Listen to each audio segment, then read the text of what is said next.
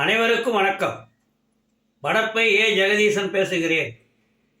இதுவரைக்கும் நம்ம சேனலை சப்ஸ்கிரைப் பண்ணாதவங்க மட்டும் சப்ஸ்கிரைப் பண்ணிடுங்க.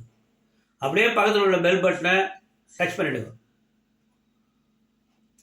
இப்போ நான் சொல்ல போகிற கருத்தின் தலைப்பு தவளையின் தலைகணம். ஒரு ஊரில் ஒரு பெரியவர், அவர் வீட்டுக்கு அங்கே இருக்கிற மக்கள் எல்லோரும் வருவாங்க. ஏன்னா அவர் அறிவுரை சொல்லுவார், அதை அமைதியாக கேட்டுட்டு போவாங்க. இது அன்னாடம் நடக்கிற ஒரு பழக்கம். இப்படி இருக்கும்போது ஒரு நாள் புதிதாக ஒரு மனிதன் வந்தவன் ஒரு மூலையில் போய் உக்காந்து பெரியவருடைய அறிவுரையை நிதானமாக கேட்குறான். அது மட்டும் இல்லை, ஜனம் வர ஆரம்பிச்சிட்டான். அவங்ககிட்ட இருக்கிற அன்பு, தன்னடக்கம், அமைதி, இது எல்லாருக்கும் பிடிக்க ஆரம்பிச்சது. இப்படி ஒரு சீடனா அப்படின்ற மாதிரி. இப்படி இருக்கும்போது ஒரு நாள் பெரியவர் ஒரு சீடனை எடுத்துக்கிட்டு வெளியூருக்கு போகிறார்.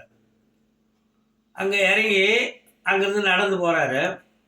அங்கே ஒருத்தன் காற்று வாங்கிட்டு இருக்கான் சுகமாக. இவங்க அவனை கவனிக்கலை, தாண்டி போகிறாங்க.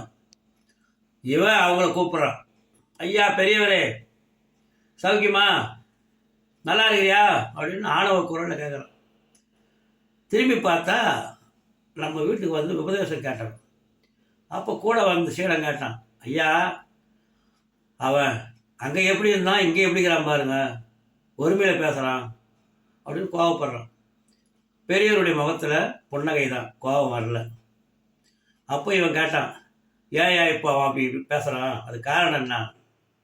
அது காரணம் என்னன்னா, இப்போ அவன் கையில் கொஞ்சம் பணம் வந்துச்சு. பணம் வந்தால் இப்படிலாம் பேச சொல்லுமா? ஆமாம், பணம் வந்ததுன்னா மனித இயல்பே மாறித்தான் போகும். என்னங்க சொல்கிறீங்க? பணம் வந்தால் தடகணம் வந்துடுமா?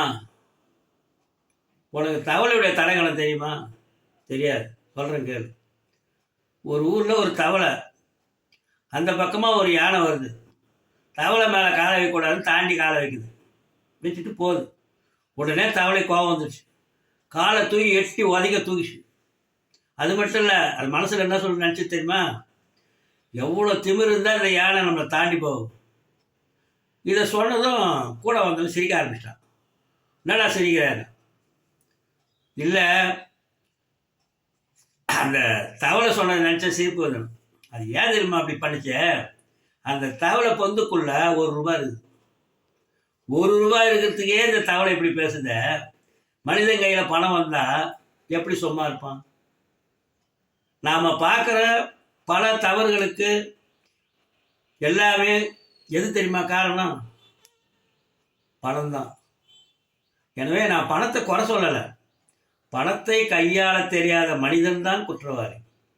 எனவே மனித இயல்பு முற்றிலும் மாறுபடுகின்ற வகையில் பணத்திற்கு அடிமையாகாதீர்கள். இப்படி தான் ஒரு பணக்கார பன்னி சாக்கடையில் விழுந்து எழுந்து வருது. அந்த வழியாக ஒரு யானை குளிப்பாட்டி பட்டையெல்லாம் போட்டுக்கிட்டு ஜம்முன்னு வருது. பன்னி கிட்ட போகுது, யானை கிட்ட வராசத்து. யானை தள்ளி போகுது, யானை நாத்தடிக்குது பட்டுதுன்னா. மறுபடியும் பன்னி கிட்ட போகுது, யானை தள்ளி போகுது.